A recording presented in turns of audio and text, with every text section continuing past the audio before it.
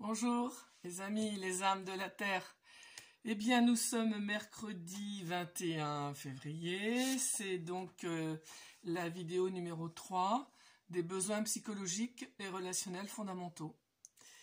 Nous allons continuer, je vais résumer ce que j'ai dit en préambule des besoins relationnels fondamentaux qui me semble très important que nous puissions entendre, d'autant plus que j'ai oublié un point très important. Donc là, j'ai nommé les points, je reprends ma feuille, les points qui se passent lorsqu'un besoin n'est pas comblé. Je vais les résumer, c'est très important. Cette série de vidéos est extrêmement importante.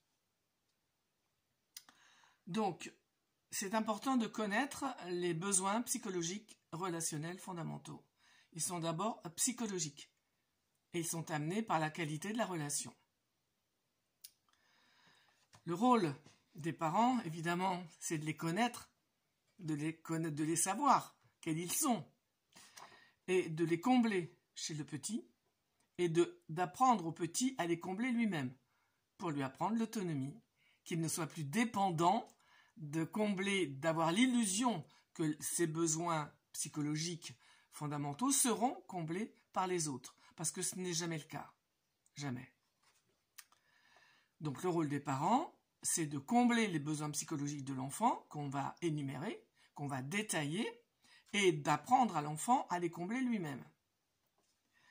Maintenant, voilà les conséquences lorsque ces besoins, malheureusement, ne sont pas comblés par le parent, et lorsque le parent, et donc l'enfant, n'a pas appris à les combler lui-même. Adulte, le besoin ne sera jamais satisfait, jamais comblé par l'autre. Il ne sera que par moi-même, mais je ne sais pas le faire. Puis tout ça, je ne le savais même pas. On ne le sait pas, tout ça. On ne nous apprend pas à être dans les écoles. On nous apprend à remplir notre tête de savoir, mais pas des savoir-être. Ça, c'est en 1. Adulte, on ne pourra pas combler ça soi-même et on va tout le temps chercher à l'extérieur quelqu'un qui va me les combler, mais c'est complètement vain. En 2, on revivra les mêmes comportements déficients qui nous ont fait souffrir, car c'est ce que l'on connaît. C'est ça qu'on va s'attirer, parce qu'on ne sait pas autre chose. Je veux être respecté, je ne me suis pas senti respecté, mais je n'en ai pas conscience. Je veux être respecté, mais en même temps, je vais tout le temps m'attirer du non-respect. Parce que c'est ça que je connais, je sais faire avec ça. Émotionnellement, relationnellement, psychologiquement, je sais comment faire. J'ai bâti des mécanismes de défense, je sais comment faire. Donc je vais tout le temps m'attirer ce que je connais, tout en voulant m'attirer des choses que je voudrais tellement avoir. C'est pareil pour tous les besoins.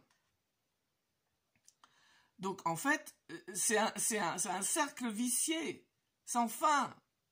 Je vais quitter cette personne parce que je me sens pas respecté d'elle, et donc je vais en trouver une autre qui va peut-être faire que je me sente respecté par elle, mais à un moment donné de la relation, en général c'est au bout de 3 mois, eh bien les failles vont commencer à se faire ressentir. Parce que si j'ai en moi le non-respect, c'est ça que je veux. Inconsciemment, c'est ça que je veux. Parce que je sais comment faire avec ça. Peut-être que j'ai mis en place que j'envoie l'autre balader, que je le quitte, ou que je me mets à ses pieds, ou je ne sais pas. Après, je ne sais pas ce qu'on a fait avec un besoin qui n'est pas comblé. Mais ce qui est sûr, c'est qu'on va forcément, à un moment donné, assez rapidement dans la relation, chercher à retrouver ce besoin-là non comblé. Dans ce cas-là, c'est du non-respect. Parce que bien sûr, l'inconscient, s'il nous amène ça, en fait c'est nous qui nous l'amenons, mais on va dire ça comme ça, si nous amenons ce genre d'expérience, le non-respect de l'autre, en réalité c'est pour quoi faire? Mais c'est pour se rendre compte que le problème il est chez moi, à l'intérieur de moi, et qu'il vient, d'un passé, de quelque chose que j'aurais à réparer, j'aurais peut-être à restituer, j'aurais peut-être moi des croyances à modifier par rapport à ça. Il y a tout un travail à faire. C'est pour ça que l'inconscient est notre ami. Il nous amène des expériences que nous connaissons, qui sont souffrantes, pour que nous en fassions quelque chose. Si nous n'en faisons rien, ben ça va perdurer, ça va même s'aggraver, ça va toucher après le corps physique. Donc 2, on revivra les mêmes comportements déficients. 3, on s'amènera les mêmes personnes, c'est ce que je viens de dire, qui nous feront revivre ces comportements, et même on les provoquera. C'est fou. C'est fou quand on se rend compte de ça, je vous assure, de se rendre compte qu'on se les provoque. J'avais à un moment donné, voilà, c'est ce qui me revient, j'avais quelqu'un dans mon cabinet, une femme qui était tombée amoureuse d'un homme, et elle me disait, Linda, je compte vraiment sur toi pour me montrer quand elle avait une blessure de rejet. Mais c'est le même fonctionnement. Mais je compte vraiment sur toi pour me montrer ça. Alors, évidemment, on se voyait régulièrement parce qu'elle travaillait sur elle-même. Elle explorait comment elle s'était fabriquée. Et à un moment donné, elle me parlait de sa vie avec son compagnon, comme ça. Et il est arrivé quelques fois où je décelais chez elle des projections qu'elle faisait sur lui, parce que je la connaissais, forcément. À un moment donné, on connaît très bien la personne qu'on a l'honneur et vraiment le privilège d'accompagner. Et donc, je savais comment elle fonctionnait. Et donc, je lui disais, ah là, je vois quelque chose là, et tant mieux, parce que je lui ai permis quand même de sauver beaucoup de fois son couple. Et la dernière conséquence de ça, c'est qu'on proposera aux autres ce que l'on connaît. Si on prend le respect, par exemple, je ne me suis pas senti respectée. Je veux être respectée et je trouve d'ailleurs que c'est très important de respecter la vie, de respecter la nature. Ça peut faire de moi quelqu'un de très très très concerné par rapport au respect de tout en général. Les gens, comment sont les uns par rapport aux autres. Je suis très touché par le non-respect. Mais je ne le vois pas. En même temps, je veux être respecté, d'accord? Mais je vais m'amener des situations où je ne le suis pas. Puisque comment je fais, moi, avec le respect? J'en sais rien. Je ne sais pas faire. Si je me sens respecté, je ne sais pas faire, moi. Je ne sais pas être tranquille avec ça. Je sais me défendre, je sais m'écraser, je sais faire un tas de choses que j'ai appris comme j'ai pu. Mais avec le respect de moi, je ne sais pas faire. Donc j'ai besoin qu'on ne me respecte pas tout en voulant être respecté. Et ce que je ne vois pas, c'est que je ne respecte pas les autres. Je crois que je les respecte, mais je ne vois pas, je ne les respecte pas. Je ne le vois pas. C'est les autres qui ne se sentent pas respectés et qui peut-être vont me le dire avec colère ou vont quitter la relation, vous voyez? Donc en fait c'est ça, le quatrième état d'un besoin non comblé, c'est qu'on ne peut proposer aux autres que ce que l'on connaît. Mais voyez comme c'est logique. Tout ça est extrêmement logique. D'accord? Je ne peux pas proposer aux autres quelque chose que je ne connais pas. J'en sais rien, je ne connais pas. Je veux le vivre, mais je ne sais pas comment le vivre si vraiment je le vivais. C'est pour ça qu'on dit souvent, tu ne sais pas être heureux. C'est quoi être heureux? Quand tout va bien, comment tu vas faire? Je me rappelle encore une fois, j'avais une consultante, et elle avait tout le temps des problèmes. Elle avait tout le temps des problèmes.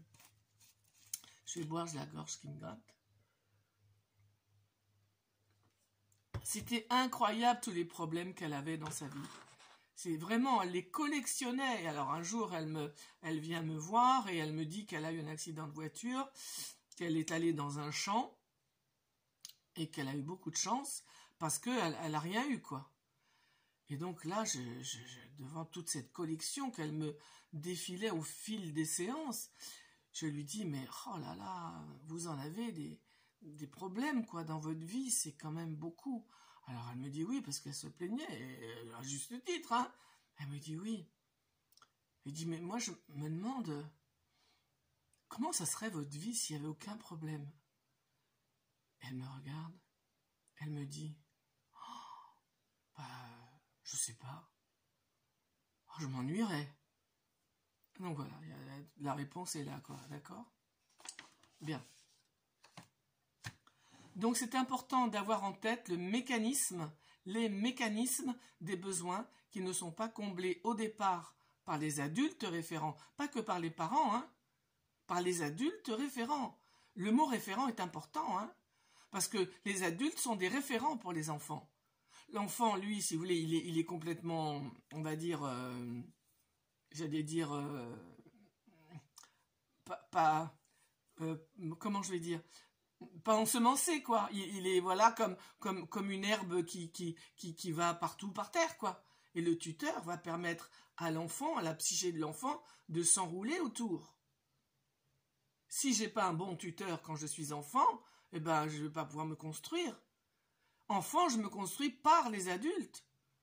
Parce que je regarde comment ils me parlent, comment ils font, je vais faire comme eux, je vais penser comme eux. Je ne peux que faire ça quand je suis enfant. C'est pourquoi l'adulte référent a une importance cruciale. Et que quand on est conscient de ça, eh ben on fait attention à notre comportement avec les enfants. Bien sûr, on peut faire des erreurs. J'en fais aussi, bien sûr. Mais je les reprends quand je les vois. Je me vois les faire. J'espère qu'elles sont minimes. Et en tout cas, je reprends, grâce à la méthode ESPER, les violences que j'ai pu faire par une attitude, un comportement, une parole. Je nettoie, je dépollue la relation.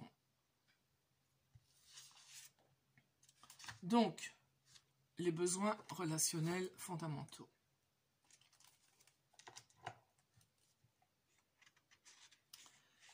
Alors, on est à 11 minutes. Je pense qu'à un moment donné, je ferai de ce livret-là un livre audio. Je le lirai et je le mettrai sur YouTube. Parce que j'avais envie de vous lire la première partie, mais ça va faire du temps encore qui va passer. Le besoin premier, le besoin fondamental, le besoin absolu de tout être humain, je dirais même de tout, c'est l'amour. J'ai besoin de me sentir aimé. On va constater, lorsqu'on fait un travail sur soi, que lorsque on va au bout de soi, au bout de la blessure, au bout de la souffrance, au bout du néant, au bout du rien, au bout de la mort, le ressenti que l'on a, c'est le non-amour des autres pour soi. L'amour est vraiment le ressenti fondamental qui fonde l'être humain. C'est la base, non seulement de l'être humain, mais c'est la base de la vie. C'est la base divine du cosmos et de la vie. Et on va se rendre compte, quand on fait un travail sur soi, que les choses qui nous font mal, quand on les prend et qu'on recule dans le ressenti, au bout du bout, il va y avoir le non-amour. Quand je suis enfant, j'ai besoin d'être approuvé, j'ai besoin de m'affirmer. Ces deux besoins, ça fait partie d'une... Décidément, ma gorge... Ces deux besoins fondamentaux, j'en ai parlé lors d'une vidéo, une des premières de la méthode ESPER, vous pourrez la revisionner. Ces deux besoins vont se confronter et enfant, mon besoin principal, c'est le besoin d'amour. J'ai besoin d'être approuvé, on va le voir dans les besoins. Mais ce besoin-là, il est tellement fort parce que si je ne me sens pas aimé, je meurs. Et donc, enfant, comme pour tous les besoins d'ailleurs dont on va parler, je vais à un moment donné annihiler les besoins. Sentir que oui, j'ai besoin d'être entendu. Oui, j'ai besoin d'être valorisé, reconnu, de m'affirmer. Oui, j'ai besoin d'être respecté. Mais j'ai avant tout tellement besoin d'être aimé. Si ce besoin-là, je ne le ressens pas, je meurs. Enfin, on va dire plutôt que j'ai l'illusion que je meurs, parce que ce n'est pas vrai. Je ne meurs pas. Mais on va rester dans la psyché de l'être humain, qui est je meurs. Donc ce ressenti-là, il est tellement horrible à ressentir que l'enfant va choisir de s'oublier, de se renier, de ne plus se respecter. Et il va mettre en place ce qu'il peut. C'est-à-dire, il va mettre en place des fonctionnements qui vont lui permettre de ne pas péter les plombs, de ne pas péter les fusibles. Parce que, au niveau du cerveau, le ressenti qu'a l'enfant lorsqu'un besoin n'est pas comblé, c'est exactement ça. Hein. Si l'enfant acceptait de voir que son besoin n'est pas comblé, il pèterait les plombs, quoi. Littéralement. Son cerveau exploserait. Parce que son cerveau n'est pas capable, n'a pas la capacité de faire en sorte d'accueillir ce ressenti qu'il entend de par la relation. Si mon père ou ma mère ou mon oncle ou qui vous voulez, ou le professeur ou l'instituteur me dit t'es vraiment nul, t'arriveras jamais à rien dans ta vie, et que j'ai 7 ans, 8 ans, qu'est-ce que je vais me dire? Je vais me dire mais c'est horrible, j'arriverai à rien dans ma vie. C'est l'horreur, je touche l'horreur. Par le fait que je ne suis pas du tout reconnu, mais que je suis même disqualifié, que je suis même tué. C'est de l'ordre du crime, d'accord? Avoir ce genre de propos par rapport à un enfant, c'est de l'assassinat moral, c'est de la malveillance. Donc l'enfant, qu'est-ce qu'il va faire? Il peut que s'amoindrir, que s'écraser. Et s'il croit ça parce qu'il ne peut pas faire autrement, l'adulte est référent. Donc l'enfant, il va forcément croire ce que dit l'adulte sur lui, parce que l'enfant, lui, ne sait pas se définir.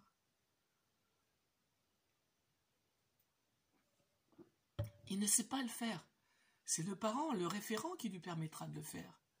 Moi, je l'ai fait avec un enfant. Je vous ai dit peut-être un jour un enfant qui voulait... il était par terre dans le couloir. Ah ouais, moi je suis con, moi je suis nul. Je lui dis, mais pourquoi tu dis ça? C'est toi qui penses ça de toi? Ouais, les copains ils disent que je suis nul, Je dis, mais t'es pas obligé d'être d'accord avec les copains. Et là, il me regarde, il est tout étonné. Parce que ce concept-là, il l'avait jamais entendu. Je dis, non. Les gens, ils pensent ce qu'ils veulent de toi. Mais toi, est-ce que toi, tu sens que t'es nul? Dis-le franchement. Si tu sens que t'es nul, ouais, tu sens que t'es nul. Mais toi, est-ce que tu sens que t'es nul? Je vois, il était par terre en train de jouer, je sais pas ce qu'il faisait. Il me dit, non. Alors, pourquoi tu vas croire quelqu'un qui dit quelque chose que toi, tu n'es pas? Pourquoi tu te crois pas toi? Mais ça, on n'a pas quelqu'un qui nous dit ça. Donc c'est tellement important, les besoins. Je veux vraiment vous faire sentir l'importance des besoins. Donc le besoin fondamental, c'est le besoin d'être aimé. Le besoin d'être aimé inconditionnellement. Qu'est-ce que ça ferait du bien d'entendre un parent dire à son enfant, tu sais, je t'aime.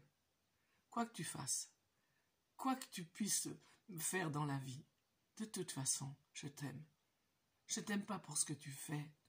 Je t'aime pour qui tu es, parce que tu es là, dans ma vie. Tu fais partie de ma vie. Et forcément, je ne peux pas faire autrement que t'aimer. Bien sûr, il y aura des choses qui ne vont pas aller. Bien sûr que parfois, je vais peut-être te gronder, peut-être, oui. Mais je veux vraiment que tu saches que, qu'est-ce que je suis heureuse que tu sois dans ma vie, que tu sois là.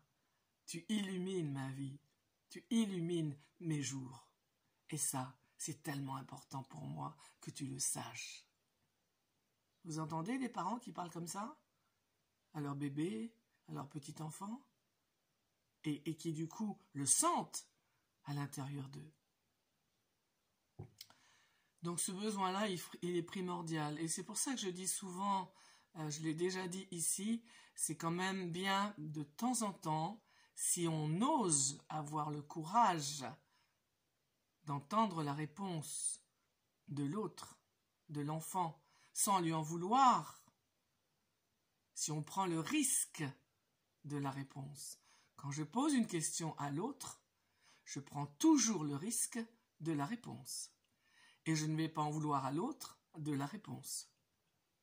Ça va être intéressant, avec cette réponse, que je puisse me regarder, sans me justifier, sans me juger, ni me culpabiliser, ni m'accuser, rien, juste me regarder, pour voir si la réponse qu'on m'amène est justifiée. Et les questions qu'on va poser, c'est celle-là. Est-ce que tu te sens respecté de moi? Est-ce que tu te sens entendu par moi? Est-ce que tu te sens écouté par moi? Oui ou non? Et si c'est oui, tant mieux, c'est merveilleux. Et ça peut être oui, hein? Mais ça peut être non, et là, c'est souvent non. Donc, il y a comme ça des besoins que moi j'ai résumés dans que j'appelle des piliers. C'est-à-dire, c'est le pilier fondateur de mon être. Et d'ailleurs, j'ai créé un stage qui s'appelle les 4 piliers. Ce sont des besoins, mais on va pas classer les besoins, ils sont tous très importants, d'accord? Ce sont les fondements de l'être. Grâce aux autres besoins relationnels d'être entendu, écouté, valorisé, de l'intimité, du respect, enfin le respect ça fait partie d'un pilier, eh bien ces piliers-là se construisent. Ces piliers-là, c'est l'amour de moi pour moi, le respect de moi pour moi, la confiance de moi pour moi et l'estime de moi pour moi. Ça, ce sont des besoins que moi j'appelle des piliers fondamentaux. Ceux-là vont être sentis de la même façon par la qualité de la relation. Je vais dire des référents, hein. Sinon on va toujours croire que c'est des parents. Non, non, non, hein. Il y a aussi les profs, et Dieu sait qu'ils font beaucoup de dégâts. L'éducation nationale fait énormément de dégâts aux enfants. Énormément. Et je trouve que ça serait impérieux et impératif d'apprendre à tous ceux qui encadrent des enfants ou qui sont dans le domaine social de leur apprendre la communication relationnelle. Tellement c'est fondamental. Et si on savait les dégâts que l'on procure à l'être avec qui on ne sait pas réellement communiquer, on ferait beaucoup plus attention à ce qui sort de notre bouche. Donc ça, ce sont les piliers. Je les traiterai en même temps que les besoins, d'accord? Mais ce qui est important là maintenant à savoir, que ce sont des piliers. Heureusement, quand je donne des stages, on va voir qu'ils sont branlants, hein? Ils sont branlants. Mais ils existent un peu quand même, à minima. Et heureusement, sinon on ne serait pas là, hein? Ce serait impossible. L'enfant il s'est débrouillé petit pour quand même sentir qu'il a ces piliers-là, d'accord? À minima, vraiment, à minima, qui lui permet de continuer à vivre, voilà, à pas mettre fin à ses jours. Tellement ils sont importants. Vraiment, je ne veux pas du tout affoler, non, rien du tout. Je veux vous montrer l'importance vitale des besoins psychologiques, relationnels, fondamentaux. Voilà, je vous laisse avec ça aujourd'hui parce que ça demande vraiment beaucoup de réflexion. Je n'ai pas du tout l'intention de faire des apports théoriques parce que dans ces cas-là, je vous lis mon livret et basta. Moi, c'est pas ça qui m'intéresse. Ce qui m'intéresse, c'est de vous faire passer quelque chose. Et puis après, vous en faites, bien sûr, ce que vous voulez. Hein, voilà. Donc, je vous laisse là avec cette vidéo. Et puis, nous nous retrouverons mercredi prochain pour continuer notre exploration et notre connaissance des piliers. Je vous souhaite un bon mercredi et puis je vous dis à bientôt.